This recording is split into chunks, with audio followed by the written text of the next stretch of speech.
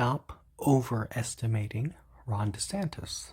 And I certainly don't mean that in terms of policy, because in terms of policy, Ron DeSantis is incredibly horrible. He's passed some of the most draconian measures imaginable in Florida, and he's just been an awful, awful, awful, terrible governor with terrible policies that enrich his donors and destroy working class Americans.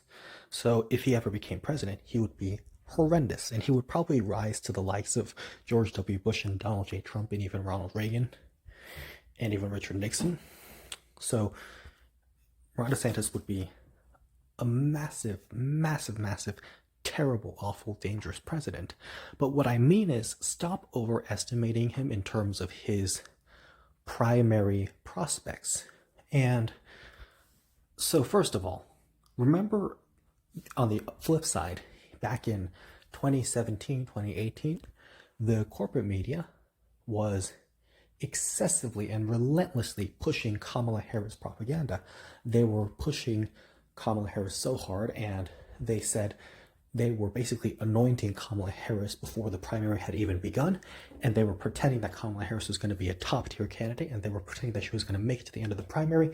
And there were even many independent media shows that were fooled into going with that narrative, because the independent media shows were even gaslighted into thinking that Kamala Harris would be one of the top tier candidates and would be in the end and would be the biggest threat to Bernie Sanders. But no, Kamala Harris ended up dropping out a month before the Iowa caucus because her campaign plummeted. Her campaign was just utterly a mess, and it was just completely destroyed because she did a horrible job with it. And Kamala Harris had like 3 supporters: Charlemagne the God, Sunny Hostin, and Amber Heard. Like, that's like, come on. First of all, if Amber Heard is one of your biggest supporters, then oh boy, you're in trouble. And secondly, Sunny Hostin and Charlemagne the God, they pretend to support progressive policies at times, but when you see the candidates that they support, you start to question whether they actually support the progressive policies or whether they just say they do. I'm just going to leave it there. And so, but the point is, Kamala Harris, like, Democratic primary was in 2020, and she dropped out in 2019. So in 2017, 2018, people were saying that Kamala Harris was going to be a top-tier candidate, and she was going to do so well and do such an awesome job in the primary and just win and like go up and win the primary and all that. But she dropped out before the first contest. So she was massively overestimated and propped up basically by the donors and the corporate class, donor class, who wanted her as the nominee. So all this stuff pushing for Ron DeSantis right now, that's because the donors on the Republican side want Ron DeSantis as the nominee. And so they're relentlessly pushing him out to manufacture consent, to make people think that they have to vote for him and make them vote for him. But the point is, while not all people are so observant and look at all the policies and make analytical judgments the way they should, they can see little things and be able to decide what they like and don't like. And people saw Kamala Harris, the way that she was vapid and not policy focused, and how she ran a terrible campaign, and they rejected her so quickly that she dropped out before the first contest. So the same could happen for Ron DeSantis, where he's interested in a lot of culture war issues.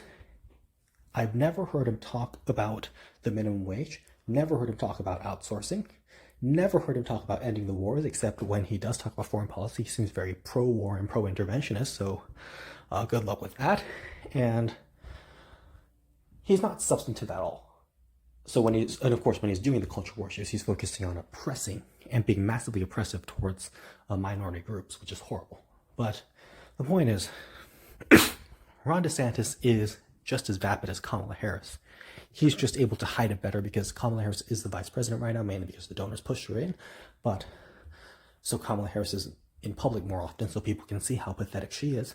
But Ron DeSantis is in Florida, so he's very public in Florida, but outside of Florida, he's not nearly as public, so they have trouble seeing how pathetic he is. But when he's on a national stage, it's going to show.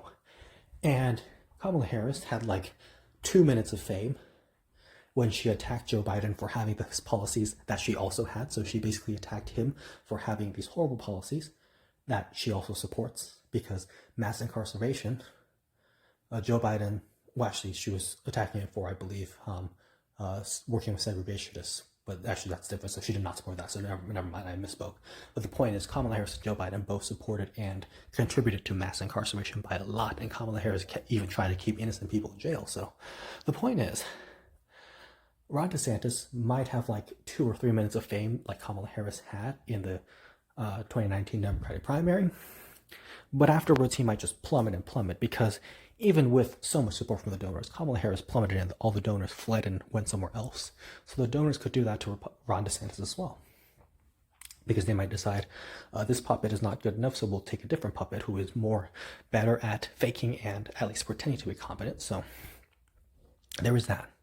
So my point is, don't overestimate Ron DeSantis in a primary because he might not run a campaign very well. Because remember, this guy has no political personality of his own. His personality was molded from that of Donald Trump. And aside from that, he acts like Donald Trump, but he just can't do it because he's not Donald Trump, because he doesn't have the same fake charisma. So Ron DeSantis should not be overestimated in a primary, and he might not do nearly as well in a primary because he's just not that good. Now, the caveat is, I could just be totally wrong, and he might do so well in a primary, and he might just win the primary and win the general election, which would be horrible. And as I said, in terms of policies, he's been terrible and effective in a terrible way, sort of like Dick Cheney, where he's really evil, but he gets so successful in doing all these evil things. So he should never be underestimated in terms of power. In terms of power, he could just do so many horrible things, so watch out for him. This is a warning. However, don't assume that he will win a primary, because there could always be someone much worse who shows up and someone even worse who shows up and wins the primary. So there's that. And of course, Ron DeSantis just might sabotage himself by doing a horrible campaign. But the point that I always make is, I think the 2024 Republican nominee will be someone much, much, much, much, much worse than Donald Trump and Ron DeSantis. So I think Donald Trump and Ron DeSantis are not nearly what we will be seeing in 2024. I think we'll be seeing someone much worse, and I don't know who that is yet, but I predict we will be seeing it. So hopefully Bernie Sanders is getting ready for his 2024 run and in the Democratic primary, and hopefully Bernie Sanders changes his strategy, listens to Zephyr Teachout, and does not listen to people like Pramila Jayapal.